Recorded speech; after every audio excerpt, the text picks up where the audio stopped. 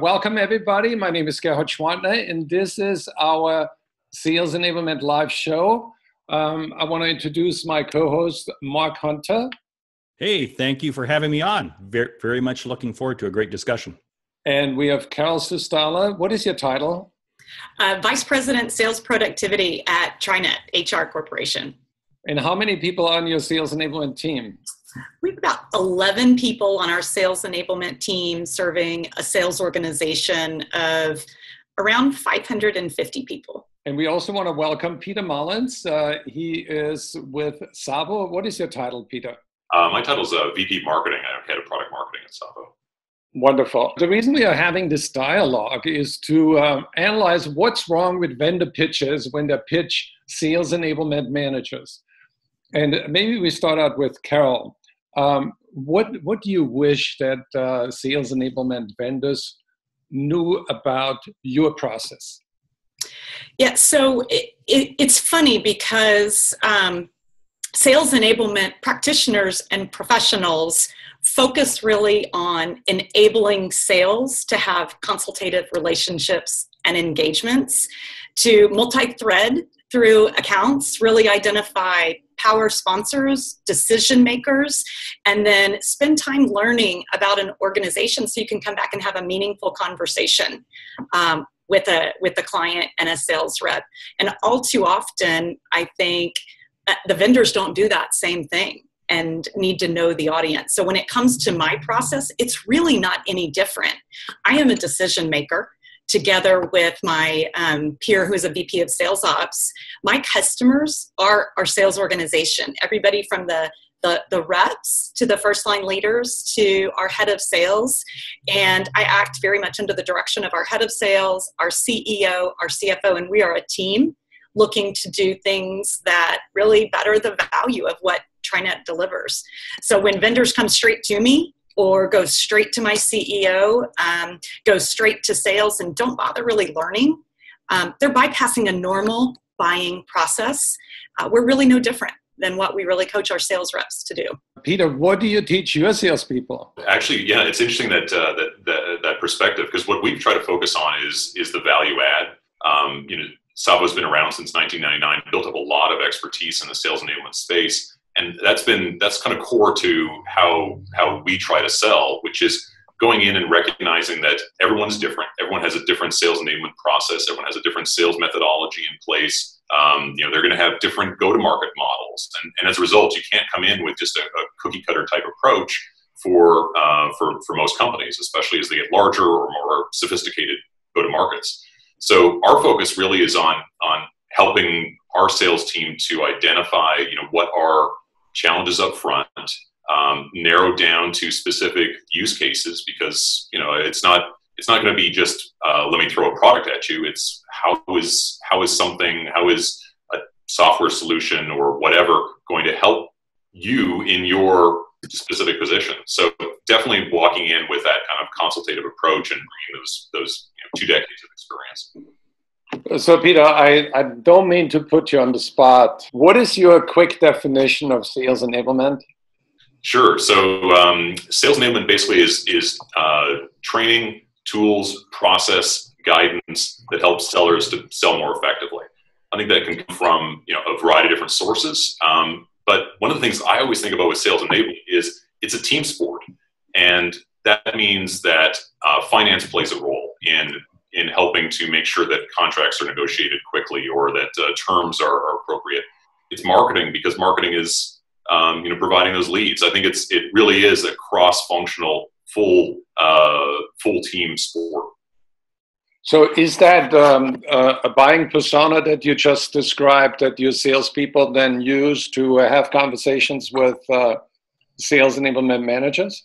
In a way, it is. I mean, we think of still there's a sales enablement persona. The sales, who wears the sales enablement hat? And increasingly we're seeing that there is that leadership role within organizations that's acting as the coach or the quarterback, the CEO of sales enablement across those organizations. So I'd love to hear how TriNet does that. But what we're seeing certainly is that sales enablement plays that cross-functional kind of role, helping marketing to play a better role, helping finance and other teams to play a better role. Plus, of course, what we expect, which is training, guidance, tooling, methodology, et cetera, that helps, that is directly focused on sales teams themselves. Carol, if you were Peter's coach, what would you coach him on now, based on what he said? Yeah, so I think everything that he said is on target. And I would add one thing. And Gerhard, you know how I feel about it. I believe enablement starts with sourcing, which is before the hiring process. You can't fix a wrong hire with training. And I think all too often what happens is sales leaders generally feel pain and pressure when they have an opening on their sales team. And so many times that results in a quick hire, which may not be the right hire. That old quote, a warm body is better than no body, I think we've all proven over time is really not right at all. So one of the things that we've really done, I think that's different at TriNet and that we're sharing across the industry too, is this idea of looking from hire all the way through, really onboarding, developing, coaching, and a continuous evaluation process. So I absolutely spend the majority of my time working cross-functionally, as Peter described. A lot of that, though, is with HR and looking at how do we really affect long-term productivity via the enablement process by starting with the sourcing process, the quality and profile of the hire, evaluating all of the things that we're doing from an enablement perspective that correlate to performance, and then really tie that back into what the profile looks like in sourcing and repeat that to ensure that we're constantly improving the quality. Thereby, our enablement efforts will be more effective and drive sales productivity up. Mark, when you listen to this conversation between problem owner and solution provider, what gaps do you see? Well, the gaps that I see is if we look at sales enablement as a process, I don't think we'll ever quite get to where we need to be. It really has to be the culture. What's the sales enablement culture? And Carol hit it right on the head. If we don't get the hire right, because really, if you think about it, in a perfect world, we shouldn't even have to be talking about sales enablement. It just happens. And as Peter said, it involves finance. It involves every function out there. How do we ultimately reach the customer more efficiently? So when you look at the surveys from analysts on how salespeople satisfy customer requirements or the customer expectations, salespeople get a very low score from bias. So, Carol, what do you wish that we could be doing differently as a sales enablement society to help salespeople from the solution provider side, not to send you emails that say, "Hey, we have similar interests on LinkedIn." Can you share some of those emails that you're getting from vendor salespeople? Yeah, sure. So I got one yesterday morning that's already, of course, in my trash. And I think I had gotten 5 emails from the same salesperson with a vendor over the course of just a little bit over a week. And the opening line was something along the lines of, "I'm sorry to be so persistent and bombard you with emails, but it's my job." I really didn't read any further than that because I had seen enough of those. And my emails are in the thousands in my inbox, which I try to wade through. To really get my attention, there's a couple of things that can happen. And getting my attention is all about what's the value back to TriNet. First of all, actually spend a few minutes doing just a little bit of research. You don't need to do hours of it to have an initial conversation, but just do a little bit of research and understand what's the business I'm in and who are our competitors. Because there's no value to me like our sales team and our services team building, engaging, sustaining relationships, and better than our competitors too. Don't fabricate connections that you find via social media, whether that's Twitter, LinkedIn, or anything else. I get quite a number of emails where, clearly the goal is to create a connection that makes me feel engaged, and they're just complete fabrications, and I can see right through that. Anytime there's a personal referral, I absolutely pay attention to that. That's the respect due to the folks I work with in my organization, but it better be a real personal referral, because the first thing I do is call that individual and say, hey, tell me what you can about this. And when it's not a real referral, when they say, I don't even know who that is, delete happens really quick. And the final thing I would say is, if you've actually had conversations with folks in my organization, I think that's wonderful. Now, I don't want every vendor out there to bombard my sales leadership team. I want them selling and coaching their teams. But at the same time, if you've had a conversation, if you've made the effort to actually reach out in an effort truly to learn about us and what we need to do, and you're able to share that back with me in a thoughtful way, that grabs my interest. Those are just a couple of the things I think about. I'll end with the best email I got, and I say that with some sarcasm. So I had somebody repeatedly bombard me with what I call spam emails that consistently got deleted.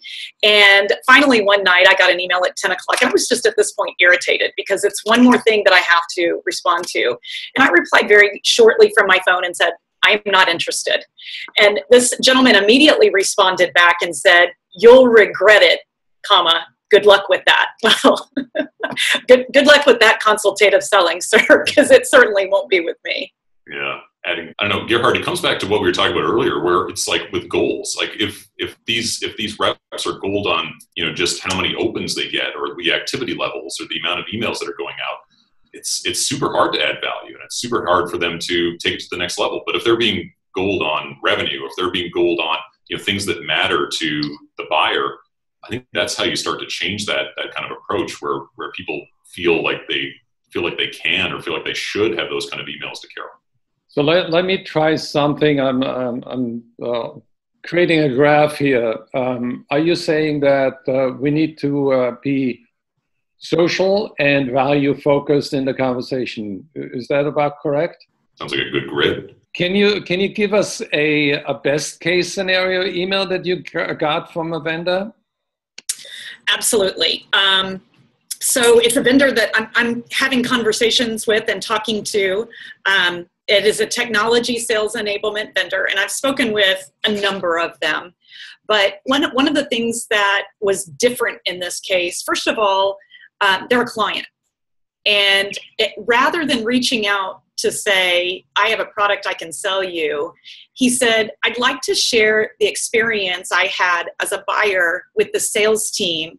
And I'd like to share my thoughts around what was really effective and what worked, that I think if you could do more of with your entire sales organization, you'd be killing it. And then there were a few things I saw that I could tell were an effort but didn't resonate, and I wonder if you'd like to know about those too. And by the way, we sell sales enablement technology. No doubt we could help, but let's start here and let me share my experience. Well, I couldn't get that scheduled fast enough. As soon as I figured out a way to make it happen in my calendar, I wanted to have that conversation. And the reason why is because it was focused on success for my sales team. And he really had nothing to gain via that initial conversation. He wasn't trying to sell me. He's got a great product, no doubt. There's a lot of great products out of there. But let's face it, it's the same thing we tell our sales teams. People don't buy from companies. They buy from people. And he very quickly caught my interest because it was something that really brought real practical value to me too, right? It doesn't always have to be strategic. In fact, I would say 20% of my time I get to be strategic. That may not be what I want it to be. 80% of my time, I'm focused on hand-to-hand combat and blocking and tackling. And his ability to give me immediate feedback on sales execution and what we could do there was really, really good. So I thought that was a great reach out effort. Now, not everybody's a client. Not everybody can take that exact approach, but if you just think about how do I translate hand-to-hand combat, the daily experience, and providing feedback in a way that truly adds value, I'm going to make time for that because I really want and value that kind of feedback. Do you give the same advice to your salespeople? Absolutely. So really what we're focused on here is value differentiators, consultative conversations that are really relevant to the customer's business. And we work with a lot of small, medium-sized businesses where every decision is really, really important. And how do you truly invest in learning and an opportunity to help a small business owner make decisions that positively impact their business. And then after the fact, really figure out, how do we help with that? So we are a verticalized sales organization. It's enabled us to learn far more about the client's industry and really do our research in a way that truly adds value. And I think we're shifting the conversation the way we want. And I hope that what that does is help us build enduring, sustainable relationships that bring value. You know, Carol made the comment he really wasn't selling. And I think he really was selling, because what did he do? He earned the right, the privilege, the honor, and respect to be able to talk with you, Carol, again. And that's what the sales process is all about. If we don't create an element of trust, there's no chance going forward. And it's a sad comment that we have to share comments about pathetic prospecting emails. Believe me, I receive them too. Blows me away. So Carol, that one that you got, that gentleman, I'm glad you scheduled a meeting with him. And I trust that worked out to be a great relationship because he did his homework. Peter, let's focus on your dilemma. What would be more helpful that you knew about sales enablement managers so you can have a closer connection with them? Yeah, I think a lot of it does come back to that value, as Carol said, adding value. I think one of the things that was very successful for us has been focusing less on trying to come in and sell product, focusing less on how we can cram something that may or may not be needed right now, and instead focusing on the market itself. Sales enablement is not a new space by any stretch, but it's certainly having its moment right now. And there's a lot more people that are coming over into sales enablement from other fields and other areas within sales. And so there is a fair amount of still education that's happening on what is sales enablement, what are frameworks for it, how does it work. And so I think focusing on the educational components and how we can improve ourselves as an industry and ourselves as practitioners. Maybe we can ask Carol to help us understand, what should sales enablement vendor do to understand better how they can be helpful so you can secure that internal approval? Yeah, well, understanding that processes and timelines aren't actually perfectly aligned with when somebody would like to forecast a deal. We'll start there. So really asking and being curious and patient and appreciative of a budgeting and timeline process. Understanding that just because I like what I see doesn't mean you should get happy ears and it means I'm going to buy. I think one of the most important things to understand about decision-making and approval processes, and at least from my perspective, and I think others feel this way too, it's not always about the other vendor I'm looking at on the same project. Most often, it's about the other competing priorities the company has, which dictates really where do we want to invest. And that's a combination of money, of people, and of time. So if I'm looking at, let's say, a technology sales enablement vendor, but 3 other departments have also high priority projects that involve IT, and behind the scenes, what we're doing together with our IT partners is asking, look, what do you really have the workload capacity to handle? And when we think about all of these priorities, what do we think is going to have the greatest impact for the company? So you may not be, as a technology sales enablement vendor, truly competing with one of your competitors. You may be competing with money and resources internally, and we're going to go with that which impacts the company the greatest. Doesn't mean your solution won't be awesome for us. Doesn't mean it won't save us money and improve the onboarding ramp, make more effective conversations between a first-line manager and a sales rep. But no matter how big that ROI could be, I may have to choose something in a completely different area of the company in partnership with my counterparts across the company that'll bring greater value to TriNet. And I would say, don't give up. Doesn't mean we won't do something. There's been a couple of scenarios where a deal may take 2 fiscal years. And in one case last year, I had budgeted for a significant technology investment, and I ended up passing on actually moving forward with that because we were resource constrained and really wanted to be thoughtful about where we deployed those resources. So don't give up. Be appreciative that I'm looking out not just for the sales best interest, I'm looking out for my company's best interest. And that means I'm going to be partnering and looking at other priorities that may actually have nothing to do with this. I try to take a similar view where you've got value on one side of a seesaw, and on the other side you've got cost, risk, and effort. And I think Carol's exactly right. I mean, if you have 15 things in your priority list, why aren't you doing all of them? If you've got business value and they all have quantifiable value, then surely we should just do all 15 immediately, right? Well, of course we can't. And so why can't we? And what are we trading off? And so we're trading off value and how large that value is, as Carol said, with how effortful it is. Is it going to be risky internally from a political perspective? Is it risky from an adoption perspective? And so you're balancing those things. And I think Carol's right when she's saying that that you want to maximize that value, but at the same time, I have to make sure that this is going to get rolled out properly. It's going to match my internal processes. It's going to even help me career-wise internally. So there's a lot of other considerations that I try to speak to our sales team about, certainly. And when I blog about the topic, I certainly talk about that as well. That you need to be very conscious of that seesaw dynamic that balances value. Well, and Peter, I think that really it frees the sales rep to a certain extent, right? If they understand that, your questions can be much more honest and human too as a sales rep. I try to be very transparent. I'm a former sales rep myself. I'm actually super easy to sell to because of that.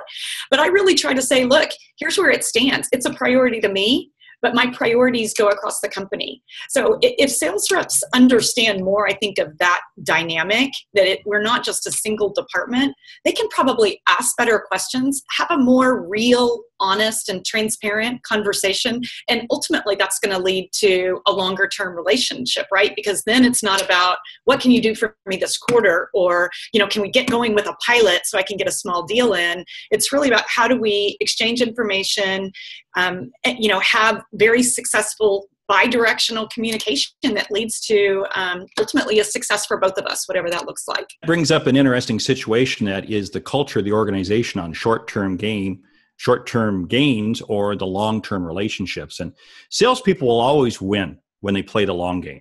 Mm-hmm. It's just, unfortunately, there's some management, publicly traded companies, we've all been there, where it becomes that 13-week close the sale now. And I think that hurts everything in the whole sales process. What I'm taking away is that Carol explained this so eloquently, that the internal priorities are the real competition and not the competitor. Great way of saying it, Gerhard. And hopefully we're all working together on behalf of our company and our clients. That's really what it's about, is client success. And I think, if our sales reps, kind of universally, whether you're a technology sales enablement vendor or any other kind, remember that it's one human being conversation with another. Let's forget positioning. Let's forget power. Let's be real and create that human-to-human interaction. More often than not, you'll figure out you either have an opportunity to do business together, whether now or in the future, or maybe not. And the bonus there is maybe you disqualify something really early that you may have spent time on unnecessarily because you didn't have that kind of honest conversation. And look, disqualifying early, I think, is almost sometimes better because I move on and I go to something else that's going to result in a win. Well, I have another question about your networks. You're affiliated with a lot of sales enablement managers. Do you compare notes with them when it comes to vendor selection? Absolutely. Often my personal referrals are not even a personal referral internally, but often from somebody that I've either worked with in another company or somebody that I know through one of the organizations. And for most of the sales enablement tools that folks are calling on me for, I know somebody that's either used it, walked away from it, or had success with it. And I do find it funny when a technology sales enablement vendor will offer up references, and I know the individual personally, and I know I can get the true story. So, without a doubt, we exchange notes. And I'll tell you what's probably most important to me when it comes to having that conversation and exchanging notes is, look, no implementation will go perfect. It just won't. Anybody that thinks they can have a perfect implementation hasn't implemented something before. I care about, how potentially flawless it could be. I care more about when there's a problem, when something doesn't go correctly, or where you have to, throw a Hail Mary. How does that company respond and react to problems? So just go into it anticipating, first of all, that something's going to go wrong.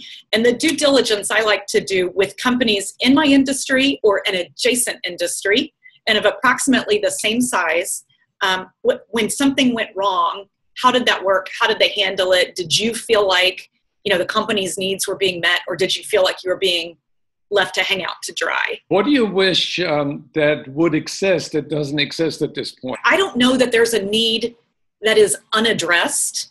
I think it's more a question of how do we categorize those in a way that mirrors the outcomes we're looking for sales to achieve. And then for each company that's considering technology to understand for those outcomes, what levers do you want to apply pressure to drive a better result? So there's technology for onboarding. There's technology for providing content and context of the sales opportunity. There's technology to facilitate a coaching conversation between a rep and a manager. There's so much out there, but if you don't have that problem, or you don't even know what problem you have, it doesn't matter. So, my coaching is really understand, rather than sales stages or sales process, what are the sales outcomes you're looking to achieve? Take an inventory that spans tools, content, process, insights you can share, questions you can ask, and then separate that out by those key outcomes that you're looking for sales to achieve. And I think it'll become glaringly obvious at that point where you have too much, where you have not enough, and where you might be able to see some positive impact from making an investment.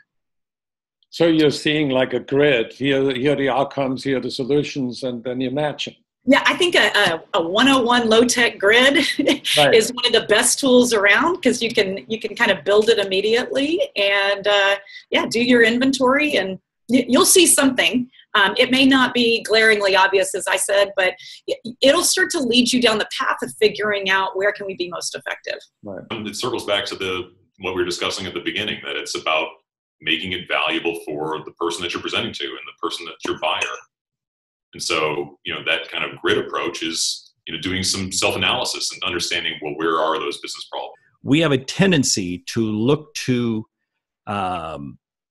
tools to do things that really we ourselves are very capable of doing if we just develop our organization to do it. I'm not discounting the tools out there, not discounting them at all. But we have to ask ourselves, what's the value? One final point, very interesting piece. Value is created during the sales process. But just as we've been talking about, that doesn't always remain as the value during the execution phase when it's in use. Peter, final thoughts. I come back to that balancing act that you need to do between value and looking at the prioritization internally.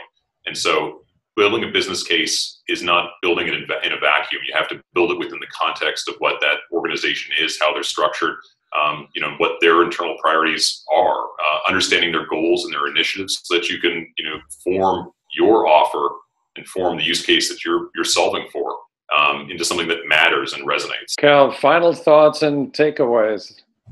Yeah, I think there's a couple. One, when it comes to prospecting and reaching out, being a sales rep is hard. I've done it. I'm not going to do your job for you.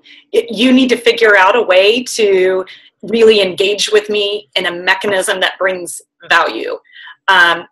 Number two, I think it's incumbent on the sales enablement practitioner to understand their organization and what the need is, but they don't always do that, and they don't always know how to do that. So an area of value that an enablement vendor can bring is helping with that process. It may delay their idea of a selling timeline, but that is a great way to add value if that's not understood. And last, there's a lot of tools out there, and there's a need for every tool to a certain extent. Those may not be my needs. So if you really take the time to understand what's happening in my organization beyond what you may read in a press release or on an earnings call statement, and figure out, truly with me and on your own time, not just always on a call asking me questions, what am I truly facing and can you really help? We're going to at least have some good conversations. And whether that results in a win for both of us immediately over the long term or not at all, that's who I'm going to engage with. And it starts with engagement. You can't buy unless you have engagement.